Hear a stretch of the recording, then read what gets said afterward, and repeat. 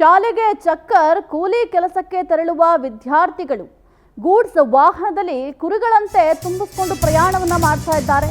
ಈ ಮಕ್ಕಳು ಶಾಲೆಗೆ ಚಕ್ಕರ್ ಹಾಕಿದ್ದಾರೆ, ಕೂಲಿ ಕೆಲಸಕ್ಕೆ ನಾವು ಹಾಜರ್ ಅಂತ ಹೋಗ್ತಾ ಇದ್ದಾರೆ. ಗೂಡ್ಸ್ ವಾಹನದಲ್ಲಿ ಕುರಿಗಳಂತೆ ಈ ಮಕ್ಕಳನ್ನ ತುಂಬಿಕೊಂಡು ಪ್ರಯಾಣ ಮಾಡಲಾಗ್ತಾ ಇದೆ. ರಾಯಚೂರಿನಲ್ಲಿ ಬಾಲ ಕಾರ್ಮಿಕರು ಕಣ್ಣಿಗೆ ಕಾಣಿಸ್ತಿಲ್ವ ಇಲ್ಲಿರೋರ್ಗೆ ಯಾರಿಗೂ ಕೂಡ ಹತ್ತಿ ಮೆಣಸಿನಕಾಯಿಯನ್ನ ಬಿಡಿಸಲು ಈ ಬಾಲ ಕಾರ್ಮಿಕರನ್ನ ಬಳಕೆ ಮಾಡಿಕೊಳ್ಳಲಾಗ್ತಾ ಇದೆ. ಇಷ್ಟೆಲ್ಲ ಆದ್ರೂ ಕೂಡ ಯಾರ ಕಣ್ಣಿಗೂ ಈ ವಿಚಾರ ಬೀಳ್ತಾ ಇಲ್ವಾ ಅಂತ ಗೊತ್ತಾಗ್ತಾ ಇಲ್ಲ.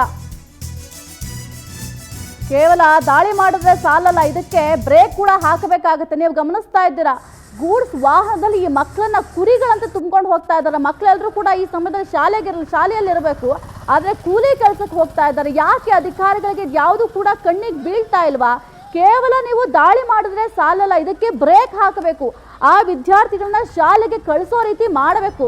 ಅಲ್ಲಿ ಹತ್ತಿ ಆಗಿರಬಹುದು, ಮೆಣಸಿನಕಾಯಿ, ಇದನ್ನ ಬಿಡಿಸೋದಕ್ಕೆ ಈ ಮಕ್ಕಳನ್ನ ಕರ್ಕೊಂಡು ಹೋಗ್ತಾರೆ ಅಂದ್ರೆ ಏನ್ರಿ ಹೇಳಬೇಕು? ಅಧಿಕಾರಿಗಳು ಸುಮ್ಮನೆ ಕಾಟಾಚಾರಕ್ಕೆ ಹೋಗೋದು, ಆ ಬಾಲ ಕಾರ್ಮಿಕ ಪದ್ಧತಿ ನಿಷೇಧ ಆಗಿದೆ, ಬಾಲ ಕಾರ್ಮಿಕರನ್ನ ಬಳಕೆ ಮಾಡ್ಕೋಬಾರ್ದು ಅಂತ ಹೇಳೋದಲ್ಲ. ಇದಕ್ಕೆ ನೀವು ನಿಂತ್ಕೊಂಡು ಬ್ರೇಕ್ ಹಾಕಬೇಕು.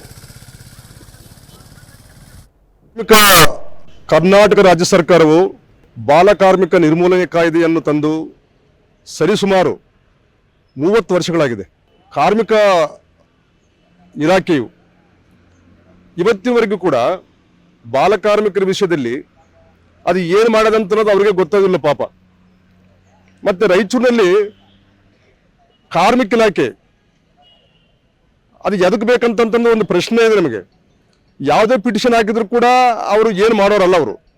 ಆದರೆ ಬಾಲ ಕಾರ್ಮಿಕ ಪದ್ಧತಿಯಲ್ಲಿ ಏನಿದೆ ಅಂದ್ರೆ, ಈ ಬಾಲ ಕಾರ್ಮಿಕ ಪದ್ಧತಿ ಅಂತಕ್ಕಂಥದ್ದು ಇದು ಇಂದು ಮೊನ್ನೆಯ ಸಮಸ್ಯೆ ಅಲ್ಲ, ಬಹಳ ಹಳೆಯ ಸಮಸ್ಯೆ, ಆಳವಾಗಿ ಬೇರು ಬಿಟ್ಟಿದೆ. ಇದಕ್ಕೆ ನಾವು ಪ್ರತಿಯೊಬ್ಬರು ಸಾರ್ವಜನಿಕವಾಗಿ ಯಾವಾಗೂ ಒಂದ್ಸಲ ನೆನಪಾದಾಗ ಇದ್ರ ಬಗ್ಗೆ ನಾವು ಮಾತಾಡ್ತೇವೆ. ಈ ಇಲಾಖೆಗಳು ಕೂಡ ಅಷ್ಟೇ, ಬಾಲ ಕಾರ್ಮಿಕ ನಿರ್ಮೂಲನಾ ಇಲಾಖೆಗಳು ಇದ್ದಾವೆ, ಕಾರ್ಮಿಕ ಇಲಾಖೆ ಇದೆ, ಪೊಲೀಸ್ ಇಲಾಖೆ ಇದೆ, ಜಿಲ್ಲಾ ಆಡಳಿತ ಇದೆ, ಈ ಎಲ್ಲ ನಮ್ಮ ಸಾರಿಗೆ ಇಲಾಖೆ ಕೂಡ ಇದೆ. ಇವರೆಲ್ಲರೂ ಕೂಡ ಯಾವಾಗೋ ಒಂದ್ಸಲ ಸೀಸನಲ್. ಹೆಚ್ಚಿನ ಮಾಹಿತಿ ನೀಡ್ತಾರೆ ನಮ್ಮ ಪ್ರತಿನಿಧಿ ನೀಲಕಂಠ ಸ್ವಾಮಿ. ರಾಯಚೂರಿನಲ್ಲಿ ಬಾಲ ಕಾರ್ಮಿಕ ಪದ್ಧತಿ ಇನ್ನೂ ಜೀವಂತವಾಗಿದೆ. ಇಲ್ಲಿ ಅಧಿಕಾರಿಗಳು ಕಣ್ಮುಚ್ಕೊಂಡು ಕೂತಿದ್ದಾರೆ. ಯಾವುದು ಕೂಡ ಅವ್ರ ಕಣ್ಣಿಗೆ ಬೀಳ್ತಾ ಇಲ್ವಾ ಅಂತ?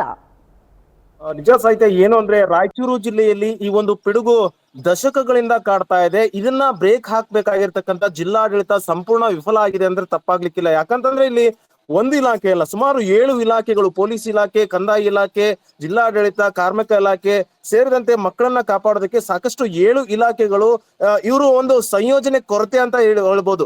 ಇವರು ಎಲ್ಲಾ ಇಲಾಖೆಗಳು ಸೇರಿ ದಾಳಿ ಮಾಡಿದಂತ ಸಂದರ್ಭದಲ್ಲಿ ಮಾತ್ರ ಈ ಒಂದು ಬಾಲಕಾರ್ಮಿಕ ಪದ್ಧತಿಗೆ ಬ್ರೇಕ್ ಹಾಕೋದಕ್ಕೆ ಸಾಧ್ಯ. ಆದ್ರೆ ಕಳೆದ 4-5 ವರ್ಷಗಳಲ್ಲಿ ಒಂದೇ ಒಂದು ದಾಳಿ ಕೂಡ 7 ಇಲಾಖೆಗಳು ಸೇರಿ ಮಾಡಿರುವಂತಹ ಒಂದು ಉದಾಹರಣೆಯೇ ಇಲ್ಲದಿರುವಂತಹ ಸಂದರ್ಭದಲ್ಲಿ ಯಾವ ರೀತಿಯಲ್ಲಿ ಈ ಒಂದು ರಾಯಚೂರು ಜಿಲ್ಲೆಯಲ್ಲಿ ಬಾಲಕಾರ್ಮಿಕ ಪದ್ಧತಿಯನ್ನ ತಡೆಯೋದಕ್ಕೆ ಸಾಧ್ಯ ಆಗುತ್ತೆ ಅನ್ನೋದು ಇಲ್ಲಿ ಹೋರಾಟಗಾರರ ಒಂದು ಮಾತಾಗಿರ್ತಕ್ಕಂಥದ್ದು.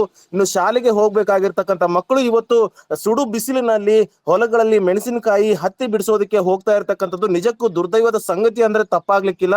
ಹಾಗಾಗಿ ಮುಂದಿನ ದಿನಗಳಲ್ಲಾದ್ರೂ ಕೂಡ ಏನು ಜಿಲ್ಲಾಡಳಿತ ಮತ್ತು ಸರ್ಕಾರ ಇದ್ರ ಬಗ್ಗೆ ಈಗಾಗಲೇ ಆಸ್ಪಿರೇಷನಲ್ ಡಿಸ್ಟ್ರಿಕ್ಟ್, ಶೈಕ್ಷಣಿಕವಾಗಿ ಹಿಂದುಳಿದಿರ್ತಕ್ಕಂಥ ರಾಯಚೂರು ಜಿಲ್ಲೆಯಲ್ಲಿ ಈ ಒಂದು ಅನಿಷ್ಟ ಪಿಡುಗನ್ನ ಬಾಲಕಾರ್ಮಿಕ ಪದ್ಧತಿಯನ್ನ ತಡಿಬೇಕು ಆದ್ರೆ 7 ಇಲಾಖೆಗಳ ಸಂಯೋಜನೆಯನ್ನ ಜಿಲ್ಲಾಧಿಕಾರಿಗಳು ಮಾಡಿಕೊಂಡು ಮುಂದಾಳತ್ವದಲ್ಲಿ ಈ ಒಂದು ಬಾಲ ಕಾರ್ಮಿಕರನ್ನ ಕರೆದುಕೊಂಡು ಹೋಗಂತ ಸಂದರ್ಭದಲ್ಲಿ ದಾಳಿ ಮಾಡಬೇಕು, ಸೂಕ್ತ ಕ್ರಮ ಆಗ್ಬೇಕು, ಕಟ್ಟುನಿಟ್ಟಾದ ಒಂದು ಶಿಕ್ಷೆ ಆದಂತ ಸಂದರ್ಭದಲ್ಲಿ ಮಾತ್ರ ಈ ಒಂದು ಬಾಲಕಾರ್ಮಿಕ ಪದ್ಧತಿಯನ್ನ ತಡೆಯೋದಕ್ಕೆ ಸಾಧ್ಯ. ಹಾಗಾಗಿ ಮುಂದಿನ ದಿನಗಳಲ್ಲಾದ್ರೂ ಈ ಒಂದು ಬಾಲಕಾರ್ಮಿಕ ಪದ್ಧತಿಯನ್ನ ತಡೆಯೋದಕ್ಕೆ ಜಿಲ್ಲಾಡಳಿತ, ಸರ್ಕಾರ ಮುಂದಾಗುತ್ತಾ ಅನ್ನೋದು ಕಾದ್ ನೋಡ್ಬೇಕಾಗಿರ್ತಕ್ಕಂಥದ್ದು. ಸಾಹಿತ್ಯ. ಓಕೆ, ಥ್ಯಾಂಕ್ ಯು ನೀಲಕಂಠ ಸ್ವಾಮಿ ನಿಮ್ಮೆಲ್ಲ ಮಾಹಿತಿಗಾಗಿ.